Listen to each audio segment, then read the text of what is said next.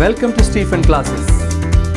Now we have the second part of reproductive health. In this second part, we are going to discuss about the contraceptive methods or birth control options. Contraception, what is the meaning? By contraception, we mean the different ways of controlling birth. Okay, now what is an ideal contraceptive? An ideal contraceptive will have some qualities. Now, what are the qualities of an ideal contraceptive?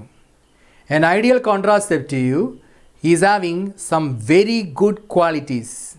The different qualities are, it should be user friendly. So, it is very easy to use. An ideal contraceptive is user friendly. It should be easily available. So in all the shops, it should be available. Then only you can call it as an ideal contraceptive. It is highly effective. What do you mean by effectiveness? So when you are using this contraceptive, you can avoid the pregnancy. So when it is 100% successful, then we call it as effective. So ideal contraceptive is effective. It should be reversible. An ideal contraceptive should be reversible. What do you mean by reversibility? By reversibility, we mean this contraceptive can be stopped when you wish it. Reversibility is a condition when a contraceptive can be stopped. So when you don't want to control pregnancy, you can stop that usage of contraceptive.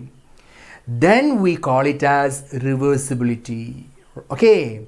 So a contraceptive should be reversible and it should have no side effects.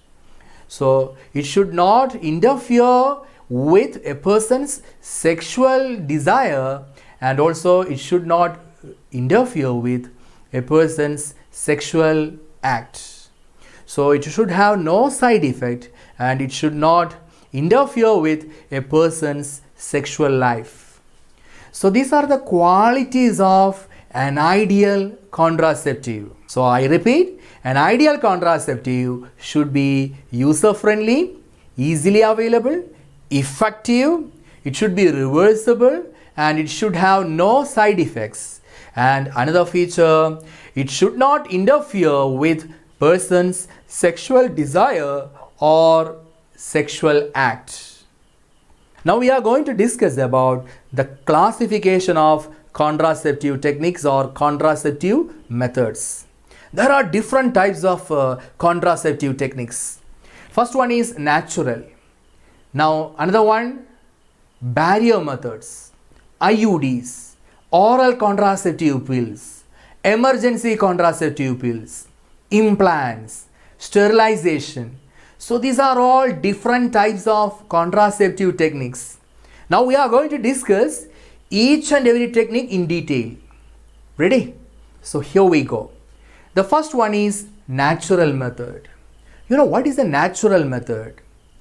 In the case of a natural method, it is having no side effects. Natural method, here we are not using any device or any other artificial equipment.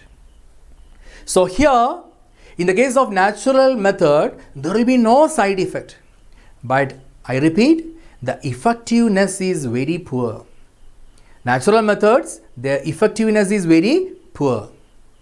Now, what is the principle of natural method? Natural methods, they avoid the chance of ovum and sperm meeting. So, avoiding the chance of meeting sperm and ovum, that method is called natural method. You got it?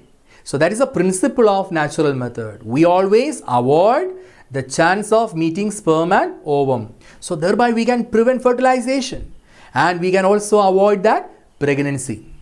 So here natural methods are classified into three types. What are the three types of natural methods? First one is periodic abstinence. Second, withdrawal or coitus interruptus. And the third method is called lactational amenorrhea. These are the three ways of natural method of contraception. Right. Now we are going to discuss in detail these different types of methods. First of all, periodic abstinence. What do you mean by periodic abstinence? In the case of human females, this is a menstrual cycle represented here. You can see that ovulation is expected to occur in the middle of the cycle. So here, from day 10 to day 17 of the menstrual cycle, you can expect the ovulation. So ovulation is expected to occur from day 10 to day 17. So here in the first method, which is called periodic abstinence, couples they avoid coitus or sexual intercourse between day 10 to day 17 of the menstrual cycle. So that is a time when ovulation is expected. So that is the time we call it as the fertile period of an individual. So you can call it as a risky period here, because a coitus or sexual intercourse during this period will result in pregnancy. So here in periodic abstinence, couples they avoid a coitus. Couples they avoid sexual intercourse between day 10 to day 17 of the menstrual cycle when ovulation is expected. So that method is called periodic abstinence. You got it? So periodic abstinence is the way in which we avoid coitus in the risky period. Okay. So these two are safe periods. So at that time, sexual intercourse will not result in pregnancy. So pregnancy will be resulted only when there is a sexual intercourse during this fertile period. That is why we call it as the risky period here. Okay. So there is another type of natural method here, which is called withdrawal or coitus interruptus. So what do you mean by withdrawal or coitus interruptus? Here the male partner will withdraw his penis from the vagina just before the ejaculation. So it will avoid insemination.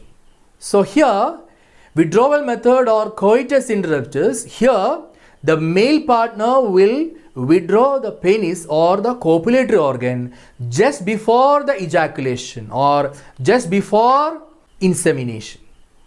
So insemination is avoided. So that method is called withdrawal or coitus interruptus. So there are two terms, withdrawal method or coitus interruptus. Now we have the third type of natural method, lactational amenorrhea. What is the meaning of lactational amenorrhea? You know, during intense lactation or after parturition, after delivery, there will be intense lactation. The mother is feeding the young one from milk produced from the mammary gland. So at the time of intense lactation, the prolactin will be very high. I repeat, prolactin will be very high during intense lactation, and at that time it will inhibit ovulation. The high prolactin level will always inhibit ovulation. So at that time a coitus will not result in pregnancy. So here lactational amenorrhea is a method in which pregnancy can be avoided in intense lactation. So in the case of lactational amenorrhea, you can say that at the time of intense lactation, the high prolactin level will always inhibit ovulation. So ovulation will not occur during intense lactation. So at that time, when there is a coitus, it will not result in pregnancy, or there will be no possibility of fertilization. So here, lactational amenorrhea is a method, or it is a type of natural method in which ovulation will not occur during the period of intense lactation. So it is considered as a type of contraception, or it is considered as a method of preventing pregnancy. So I repeat, there are three types of natural methods: periodic abstinence, withdrawal method or coitus interruptus, and the third type is called lactational amenorrhea. Now we are going to discuss about the barriers. You know, what do you mean by barriers? Barriers, what is the principle behind barriers? Barriers, they always prevent the physical meeting of the sperm and ovum. So always barriers, I repeat, they prevent the physical meeting of the sperm and ovum. So this is different from the natural method. In the case of natural method, we avoid the chance of meeting the sperm and ovum. So, but here, the physical meeting of the sperm and ovum will be prevented with the help of barriers. Okay. Now, what are the different types of barriers? Barriers are condoms, diaphragms, cervical caps and walls. So here you have the picture of condoms here. Condoms are available for the male and female, and there are diaphragm, cervical cap. They are all different types of barriers. Now we are going to discuss in detail about these barriers. You know, condoms, they are considered as not reusable. Condoms are not reusable. They cannot be reused. They have to be disposed after the usage. Condoms, they are made of rubber or latex sheath, and they will be used to cover the penis in the case of male, but in the case of female condoms, it will be covering the vagina and the cervix. So I repeat, in the case of male, it will cover the penis, but in the case of female, it will cover the vagina or the cervix. So here, before the coitus, condoms can be used and the ejaculated semen will be collected in that condom, and here there is no possibility of pregnancy. So here there is no possibility of fertilization or pregnancy. So that is about condoms. So condoms, I repeat, they are not reusable. What about diaphragm, cervical caps and walls? Diaphragm, cervical caps and walls, they are reusable. I repeat, they are reusable. They can be used again and again. So here they are all made of rubber and they are inserted in the female reproductive tract to cover the cervix during the coitus, and they will prevent the conception or they will prevent the pregnancy by blocking the entry of sperms through the cervix. So here they are actually blocking the entry of the sperms through the cervix. So they are because they are covering the cervix region, right? So I repeat, diaphragm, cervical caps and walls, they are reusable. So that is about barriers. One more thing about barriers. Barriers, they will be coated with spermicidal creams, jellies or foams.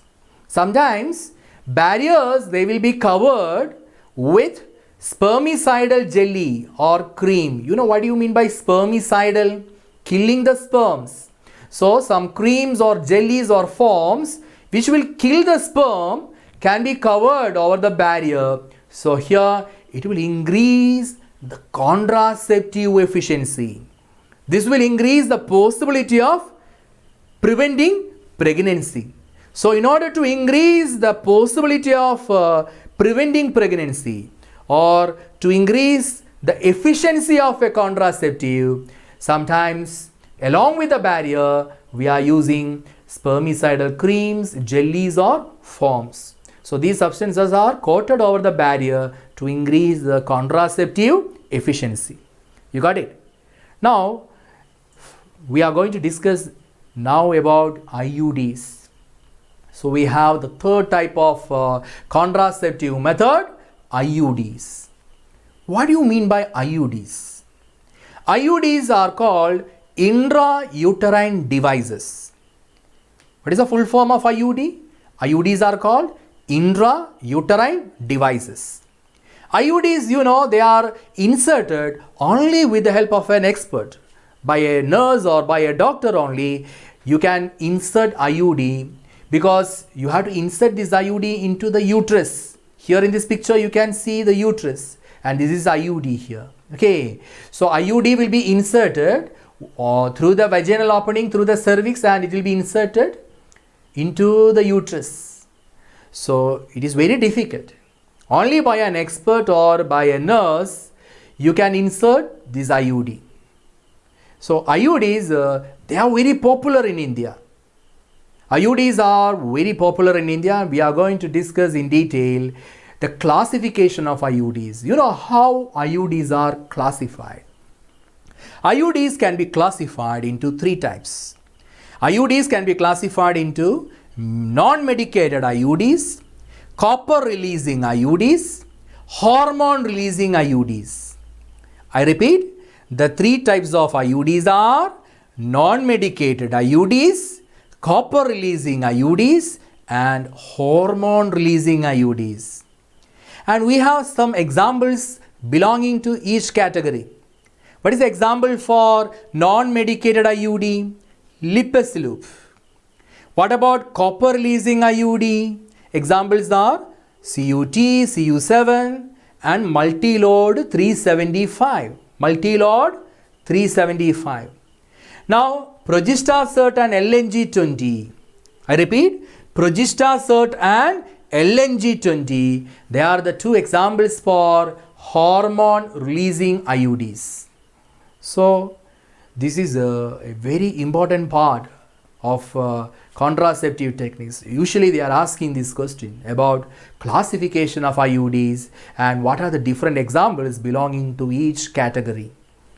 Okay, now we are going to discuss the features of an IUD. What this IUD will do or how they prevent pregnancy. In this picture you can see IUD, it is very small in size. So you can see it over here. Okay. IUD, usually when it is inserted in the uterus, what this IUD will do? IUD will increase the phagocytosis of the sperms within the uterus. That is the main principle behind IUD. IUDs, they increase phagocytosis of sperms within the uterus. And when it is a copper-releasing IUD, I repeat, when it is a copper-releasing IUD, copper-releasing IUDs, they will suppress the sperm motility and also it will retard or it will suppress the fertilizing capacity of the sperms. So here, copper-releasing IUDs, they suppress the sperm motility and also the fertilizing capacity of the sperms. Now what about the hormone-releasing IUDs?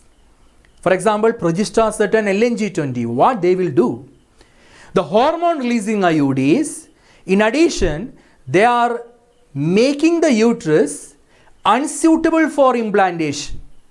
And also they will make the cervix, hostile to sperms. Or they will block all the sperms in the cervix itself. And they are not allowed to move further. So all the sperms, they will be blocked at the cervix level itself. So that is the usage of hormone-releasing IUDs. So hormone-releasing IUDs, they make the uterus unsuitable for implantation and also they make the cervix hostile to sperms. All the sperms, they will be blocked in the cervix region itself. They are not allowed to move further. So, generally speaking, IUDs, they increase the phagocytosis of the sperms within the uterus. But copper-releasing IUDs, they suppress the sperm motility and fertilizing capacity of the sperms. This is done by the copper-releasing IUD and this is done by the hormone-releasing IUDs. You got it?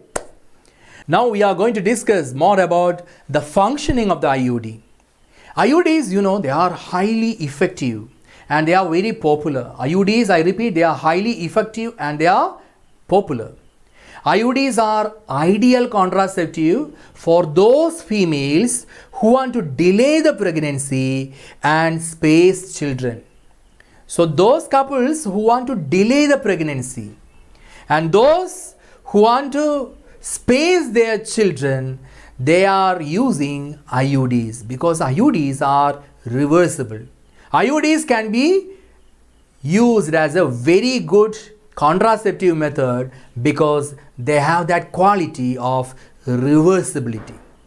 So I repeat, IUDs are effective, they are popular, and they can be used by females who want to delay the pregnancy and who want to space children. And another point, IUDs are the most widely accepted method of contraception. Why? Because of this quality. So because of these features, IUDs are the most widely accepted method of contraception. Okay. Now we move on to the next topic. It is about the oral contraceptive pills. You know, females usually they are taking oral pills or oral contraceptive pills in order to prevent pregnancy. So what these pills contain? These pills, they contain small doses of either progestogen or progestogen-estrogen combination. I repeat, all these contraceptive oral pills, they contain progestogen or progestogen-estrogen combination. And usually, in the case of oral pills, females, they have to take these pills continuously for a period of 21 days. Starting from the first 5 days of menstrual cycle, they have to use this continuously. But Saheli, you know, it is an exception because Saheli has to be taken only once in a week. But usually all other oral pills, females, they have to take these oral pills for a period of 21 days or they have to take it daily. Now, what is the principle behind these oral contraceptive pills? What is the principle behind these oral contraceptive pills? Oral contraceptive pills, they inhibit ovulation and also it will inhibit implantation. And also all these oral contraceptive pills, they can alter or they can change the quality of the cervical mucus. So when the quality of the cervical mucus is changed, it will become very thick. Then sperms cannot move or they cannot swim easily. So here it will prevent or it will retard the entry of the sperm by changing the quality of the cervical mucus. So that is the added benefit of oral pills. So what these oral pills are doing? All these oral pills, what is the principle behind oral pills?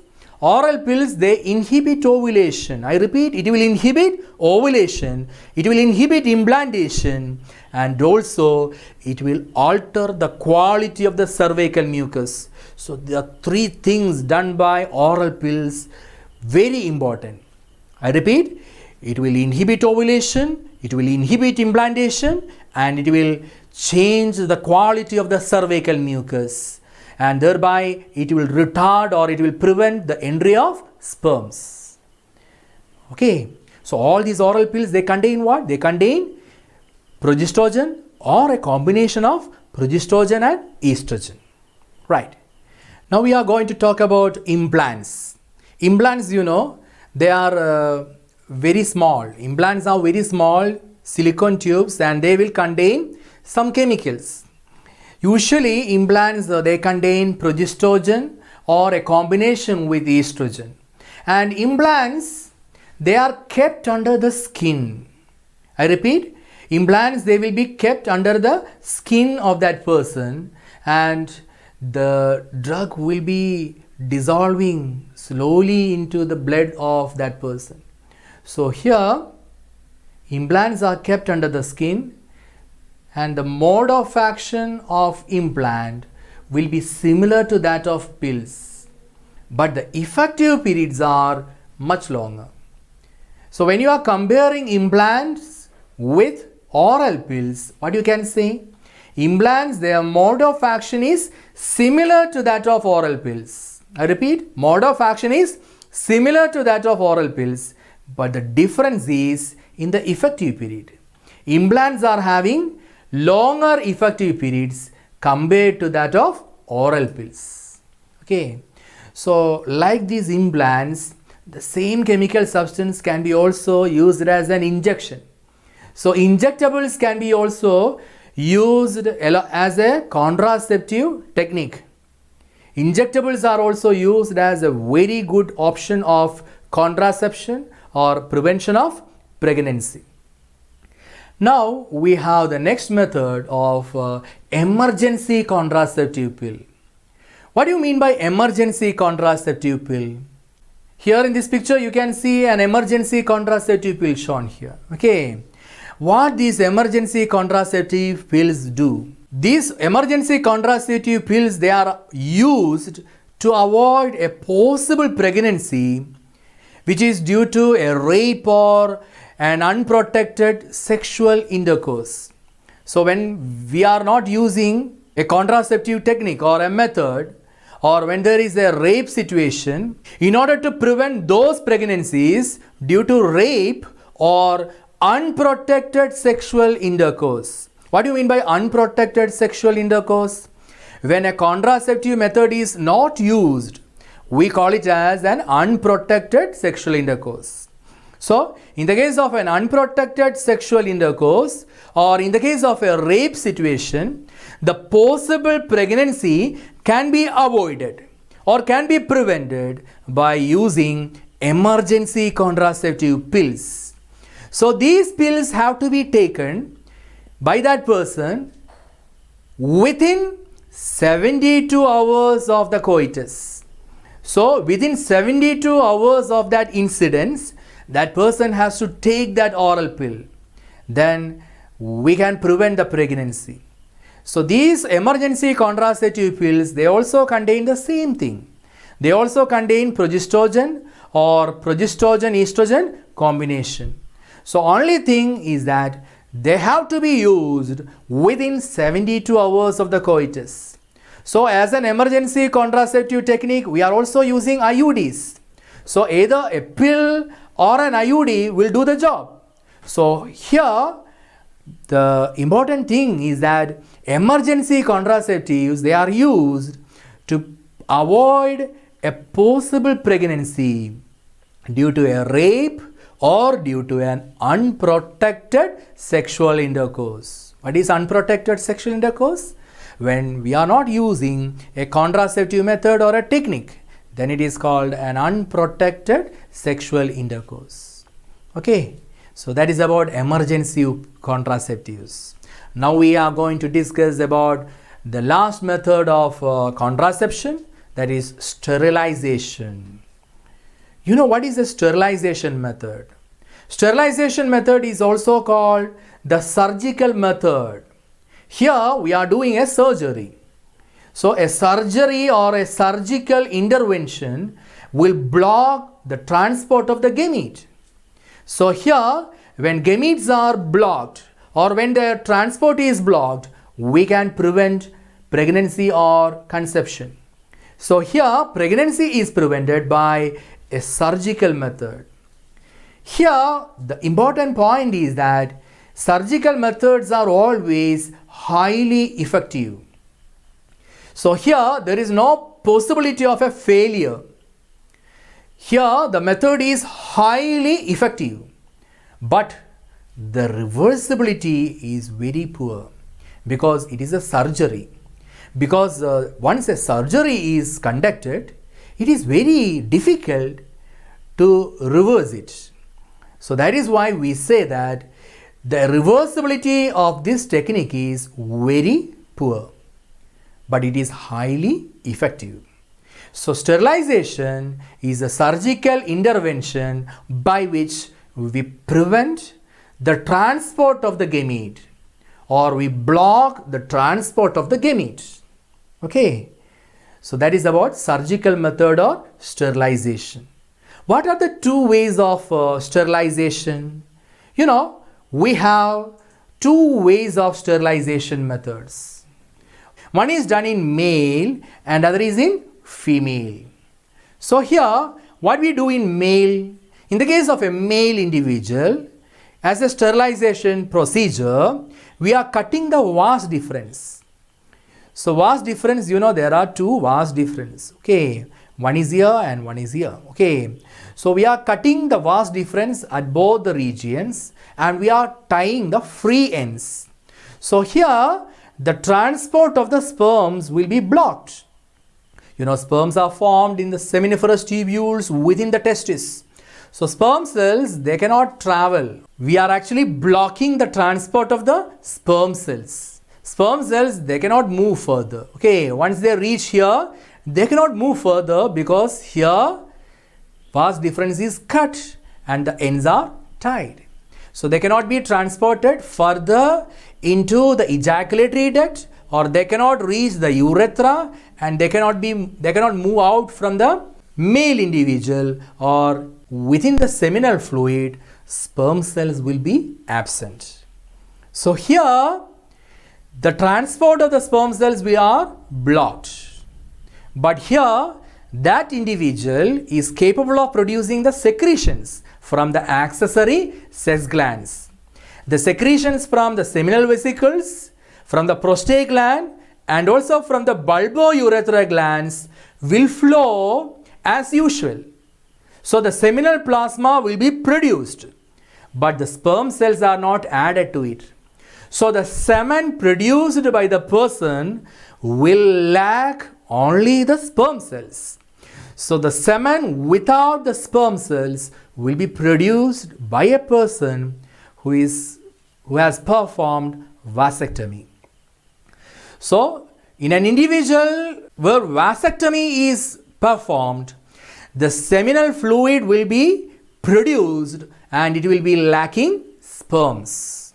So that is a condition. Okay. So this procedure is called vasectomy. You got it?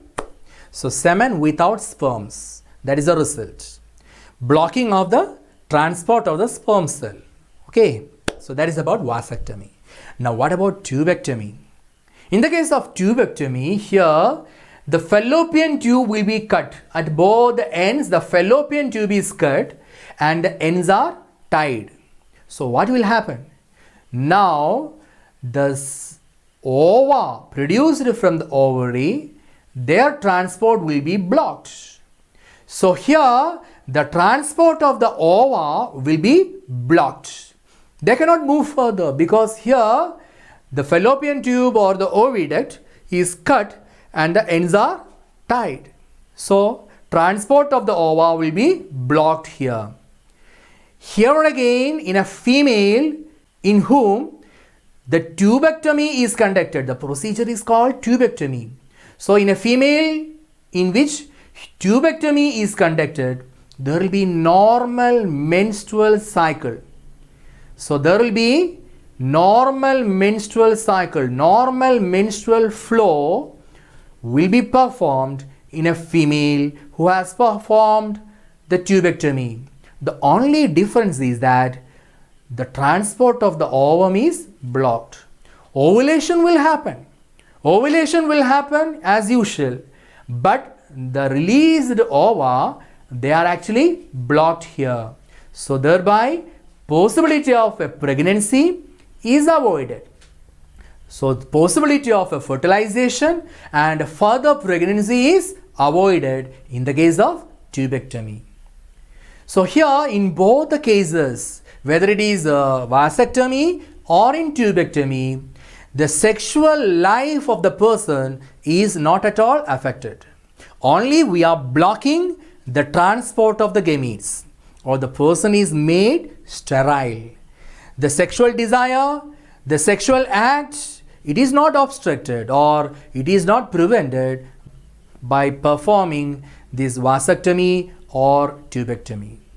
So vasectomy will be conducted in male and tubectomy is conducted in female. You got it? So this is about sterilization process. Now we have the explanation slide here. So I repeat, what is vasectomy? A small part of the vas deferens is removed and tied through a small incision in the scrotum. So through a small incision in the scrotum, this procedure will be done. Now tubectomy, a small part of the fallopian tube is removed or tied through a small incision in the abdomen, or it can be also done through the vagina. Okay, So here, in the case of vasectomy, the incision is made on the scrotum. But in the case of tubectomy, the incision or the cutting is done either in the abdomen or through the vaginal region it will be performed. So that is about the surgical methods. So with this, we finish the second part of the chapter reproductive health. So we have one more part remaining, that is part 3. Part 3 will be about MTP, the different types of STDs, and also about infertility. So until we meet again, it's goodbye from Stephen Classic.